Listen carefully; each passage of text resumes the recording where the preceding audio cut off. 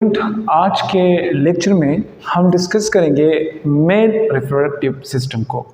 Previous class में हमने female reproductive system को डिस्कस किया था, तो आज के लेक्चर में हम डिस्कस करने जा रहे हैं मेल रिप्रोडक्टिव सिस्टम की। Male reproductive system it is one of the most important part of the human body, यानी कि जब हम ह्यूमन बॉडी पर नज़र डालते हैं तो उसका जितना भी सिस्टम है, वो रिस्पिरेटरी सिस्टम है, सर्कुलेटरी सिस्टम है, डाइजेस्टिव सिस्टम है, जितने भी सिस्टम है उनमें से सबसे ज़्यादा जो बेसिक और इम्पॉर्टेंट पार्ट है मेल के डिफ्रेंशिएशन के हवाले से, वो है मेल रिप्रोडक्टिव सिस्टम। यानी कि वो ये सिस्टम है जो दो इंडिविजुअल मेल और फीमेल को एक दूसरे से डिफ्रेंशिएट करने में हेल्प करता है। तो चलते हैं कि मेल रिप्रोडक्टिव सिस्टम में कौन कौन से पार्ट शामिल हैं और उसका जो बेसिक स्ट्रक्चर है वो किस तरह दिखता है। तो चलते हैं लेक्चर की तरफ। ये आपको जो डायग्राम नज़र आ रहा है ये है मेल रिप्रोडक्टिव सिस्टम। इनमें से डिफरेंट पार्ट है, इनमें से कुछ पार्ट ऐसे हैं जो एक्सटर्नल विजिबल होते हैं, एक्सटर्नल स्ट्रक्चर उसका हम देख सकते हैं ज़ाहिरी आंखों से, और कुछ पार्ट ऐसे हैं जो इंटरनली लोकेट होते हैं और उनमें से डिफरेंट हार्मोनल चेंजेस होते हैं, डिफरेंट स्ट्रक्चर्स फॉर्मेशन होते हैं, तो वो भी आज डिस्कस करने जा रहे हैं। ये जो आपको डायग्राम नज़र आ रहा है ये है मेल रिप्रोडक्टिव सिस्टम। इनमें से फर्स्ट पार्ट हम डिस्कस करेंगे टेस्टिस, और उसका जो एक्सटर्नल पार्ट है उसको हम डिस्कस करेंगे। उनमें से हम स्क्रूटम को डिस्कस करेंगे, टेस्टिस को डिस्कस करेंगे, फिर टेस्टिस के अंदर जो डिफरेंट पार्ट्स हैं, इसके अलावा हमारे साथ है मिसाल के तौर पर वास एफ्रेंशिया, वास डिफरेंसेस, फिर उसके बाद हमारे साथ है seminal vesicle, ejaculatory ducts, prostate glands, bulb urethral glands. ये सब के सब जितने भी है हम इसी लेक्चर में डिस्कस करेंगे।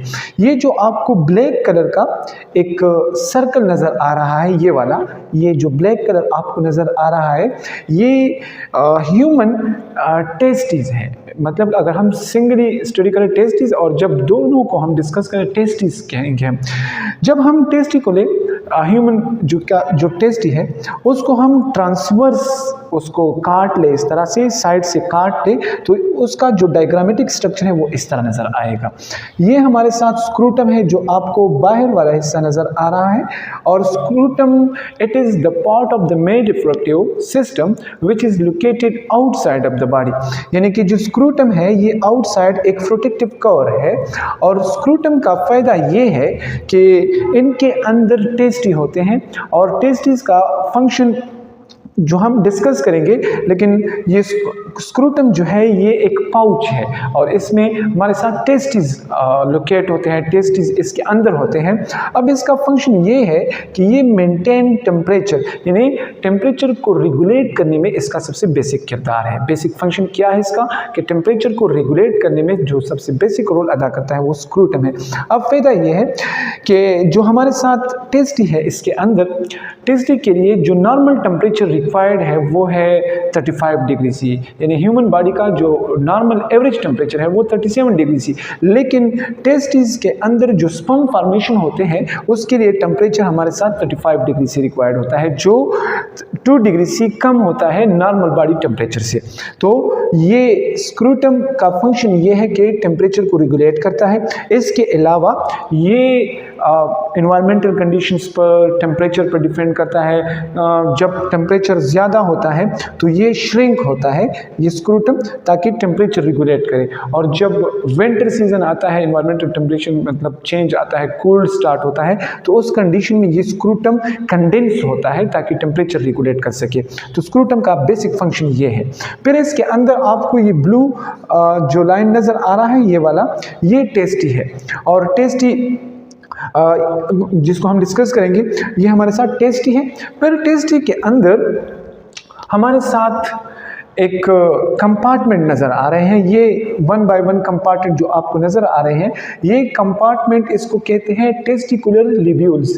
टेस्टिकुलर लिब्यूल्स इसलिए कहते हैं क्योंकि इसके अंदर लोब्स होते हैं, छोटे छोटे लोब्स लाइक स्ट्रक्चर जो आपको ये ग्रीन कलर के नज़र आ रहे हैं, ये टेस्टिकुलर लिब्यूल्स के अंदर छोटे छोटे कंपार्टमेंट हैं, छोटे छोटे लोब्स हैं, जिसको कहते हैं सेमिनिफेरियस ट्यूब्यूल्स।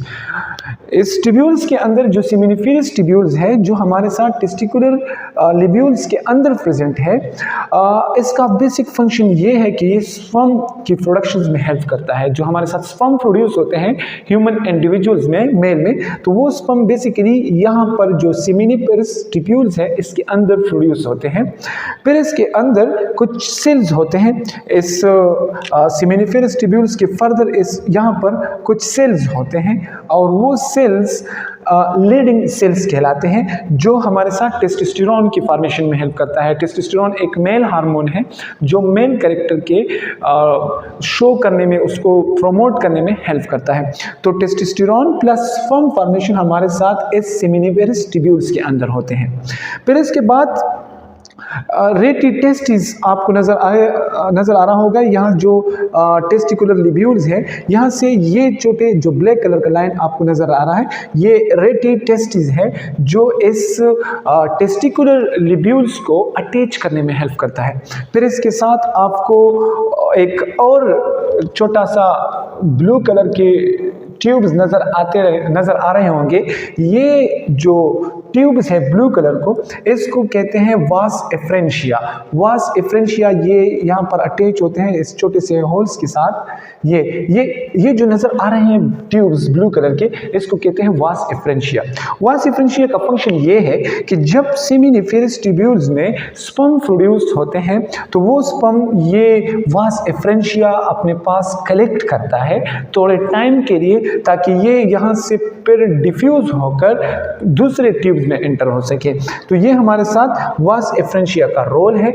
जो स्पर्म प्रोड्यूस होते हैं सेमिनिफेरस ट्यूब्यूल्स में, वो यहाँ से प्रोमोट होकर हमारे साथ इस वास एफ्रेंशिया में थोड़े टाइम के लिए स्टोर होते हैं।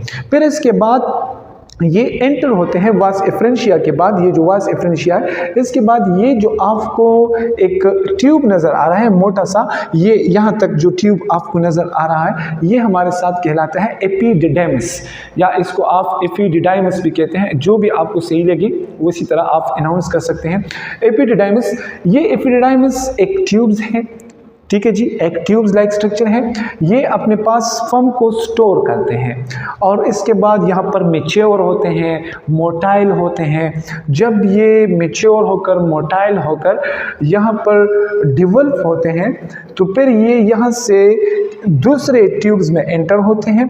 लेकिन आपने ये बात जहन में याद रखना कि जो वास एफ्रेंशिया है, जो लिटिल टाइम पीरियड के लिए अपने पास स्पर्म को स्टोर करते हैं, ये तकरीबन 3 वीक्स का टाइम लेते हैं जब ये वास एफ्रेंशिया से एपिडिडेमिस में आते हैं। वास एफ्रेंशिया से जब ये एपिडिडेमिस में एंटर होते हैं तो इसको लगभग 3 वीक्स का टाइम दरकार होता है जब ये यहाँ से वास एफ्रेंशिया से एपिडिडेमिस में आते हैं। एपिडिडेमिस में ये मैच्योर होकर, मोटाइल होकर अपना जर्नी स्टार्ट करते हैं इस ट्यूब्स की मदद से। ये जो आपको ट्यूब नज़र आ रहा है, इसको कहते हैं वास डिफरेंस। यहाँ तक जो आपको नज़र आ रहा है ये वाला एरिया, ये एपिडिडेमिस है। फिर एपिडिडेमिस के बाद वास डिफरेंस एक ट्यूब लाइक स्ट्रक्चर है जो फर्दर इसको मतलब इसको एक प्रमोट करने में, इसको यहाँ से ले जाने में हेल्प करता है। ये वाला जो रीजन है ये आता है वास डिफरेंस। फिर वास डिफरेंस के ज़रिए से होते हुए यहाँ से इस ट्यूब के ज़रिए यूरिनरी ब्लैडर है जो ह्यूमन बीइंग का यूरिनरी ब्लैडर, जहाँ पर यूरिन स्टोर होते हैं जो किडनी की मदद से जो वेस्ट मटेरियल आते हैं और फिर यूरिनरी ब्लैडर में स्टोर होते हैं। तो इसके बिहाइंड, यानी जो यूरिनरी ब्लैडर है, इसके पीछे से एक ट्यूब होता है जिसे वास डिफरेंस कहते हैं। वहाँ से होते हुए ये यहाँ पर पहुँच जाते हैं स्पर्म, जो मैच्योर स्पर्म्स होते हैं। यहाँ पर आते हुए ये मैच्योर स्पर्म्स, यहाँ पर एक वेजिकल लाइक स्ट्रक्चर है जिसे सेमिनल वेजिकल्स कहते हैं। ये आपको नज़र आ रहा है, ये सेमिनल वेजिकल्स है। अब ये सेमिनल वेजिकल्स का एक अपना फंक्शन है। सेमिनल वेजिकल का फंक्शन ये है कि ये म्यूकस सीक्रेट करते हैं और म्यूकस सीक्रेट करने के बाद यहाँ पर कुछ एनर्जी प्रोवाइड करते हैं स्पर्म्स को, जो फ्रक्टोज, जिसमें फ्रक्टोज शामिल होते हैं, क्योंकि इस स्पर्म को फिर फीमेल के पार्ट में एंटर होना है, फीमेल के रिप्रोडक्टिव पार्ट में, वहाँ पर फर्टिलाइजेशन करना होता है। तो उस टाइम उसको एनर्जी चाहिए होती है, तो जो एनर्जी इसको मिल जाती है ये असल में स्पर्म को जो लोकोमोटरी फंक्शन करता है। आने वाले लेक्चर में हम स्पर्म का डायग्राम, उसका स्ट्रक्चर डिटेल से डिस्कस करेंगे, लेकिन आपने ये जहन में रखना है कि जो स्पर्म में जो मोटिलिटी है, जो मोशंस है, उसको जो एनर्जी प्रोवाइड होती है वो असल में जब मेच्योर होते हैं स्पर्म, उस टाइम उसको जो मेच्योरिटी के टाइम जो एनर्जी उसको प्रोवाइड होती है वो फ्रक्टोज के फॉर्म में प्रोवाइड होती है, जो सेमिनल वेसिकल्स का फंक्शन है। फिर इसके बाद ये जो आपको नजर आ रहा है यहाँ जो सेमिनल वेसिकल्स है, इस रीजन को फिर हम दूसरा डक्ट्स कहते हैं, जिसको कहते हैं एजिकुलेटरी डक्ट्स। इस एजिकुलेटरी डक्ट्स का फंक्शन ये है कि यहाँ पर स्पर्म स्टोर होते हैं और ये डिपेंड करता है सिचुएशंस पर कि जब इसको कोई स्टिमुलस मिल जाता है मेल इंडिविजुअल्स को, तो फिर ये एजिकुलेटरी डक्ट्स जो है स्पर्म्स को रिलीज करने में, उसको छोड़ने में हेल्प करता है। तो एजिकुलेटरी डक्ट्स का फंक्शन ये है। फिर इसके बाद ये जो आपको नीचे वाला रीजन आ रहा है, ये वाला, ये इसको कहते हैं प्रोस्टेट ग्लैंड। प्रोस्टेट ग्लैंड इसको इसलिए कहा जाता है कि ये मिल्क की फ्लूइड प्रोवाइड करते हैं। आपने देखा होगा जो ह्यूमन इंडिविजुअल है मेल, उसका जो स्पर्म का कलर है वो वाइटिश है या मिल्क की लाइक है। क्यों? क्योंकि इसमें सिट्रेट होते हैं और सिट्रेट बेसिकली ये भी एक एनर्जी लाइक टाइप मटेरियल है जो इस मिल्क की फ्लूइड यानी कि जो प्रोस्टेट ग्लैंड है ये जो प्रोडक्शंस करता है, इस प्रोस्टेट ग्लैंड्स की मदद से ये उसको प्रमोट करने में, उसको एजिकुलेशंस करने में हेल्प करता है। फिर इसके बाद एक दूसरा छोटा सा ग्लैंड है जिसको कहते हैं बल्बोयूरेथ्रल ग्लैंड। इस बल्बोयूरेथ्रल ग्लैंड का फंक्शन ये है कि ये सीक्रेट करते हैं क्या चीज़? Alkaline clear mucus. Alkaline clear mucus का फंक्शन ये है कि ये सारी चीज़ होती है इसके साथ शामिल होते हैं, लेकिन एंड में इसके साथ क्या शामिल होता है? इस स्पर्म के साथ एंड में जो आखिर में जो ग्लैंड है हमारे साथ बल्बोयूरेथ्रल ग्लैंड, ये अल्कलाइन फ्लूइड सीक्रेट करते हैं। और इसका सबसे बेसिक फंक्शन ये है कि जब फीमेल इंडिविजुअल्स में जो फीमेल पार्ट है, फीमेल इंडिविजुअल्स का जो एग है उसको फर्टाइल करते हैं, तो उस दौरान जब ये स्पर्म ह्यूमन बॉडी में डिवेल्प हुए होते हैं, जो मेच्योर हुए होते हैं, उस टाइम ये एसिडिक होते हैं। इस एसिडिटी को ख़त्म करने के लिए इसके साथ क्या लास्ट में शामिल होते हैं? ये बल्बोयूरेथ्रल ग्लैंड जो है इसके साथ अल्कलाइन क्लियर म्यूकस शामिल करता है, ताकि ये इसकी जो एसिडिटी है वो ख़त्म हो सके, उसको कम कर सके। क्योंकि बाद में जब ये एक को फर्टिलाइज करने में हेल्प करता है, तो उस दौरान वहाँ पर कुछ डिफिकल्टी उसको ना हो।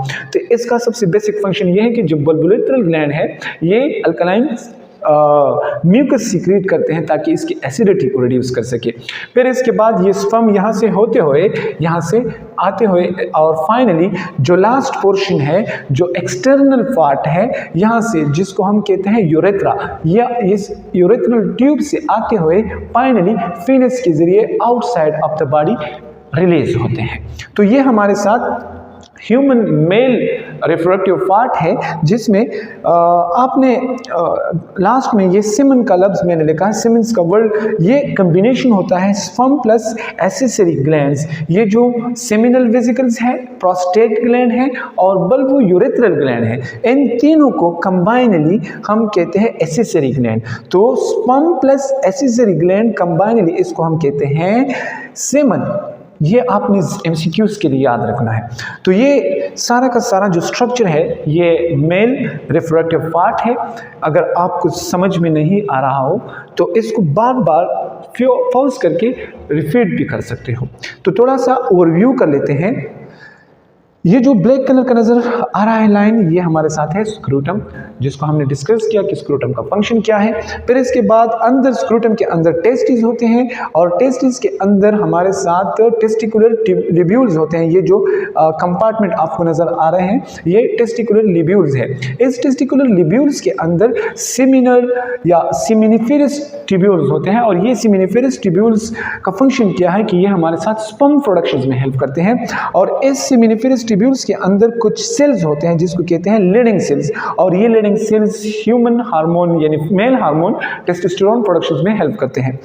फिर इसके बाद हमने ये भी डिस्कस किया कि ये जो ब्लैक कलर की ट्यूब्स हैं जो टेस्टिकुलर लिब्यूल से अराइज होते हैं, इसको कहते हैं रेटी टेस्टिस, जो इसको पकड़ने में, इसको अटैच करने में हेल्प करता है।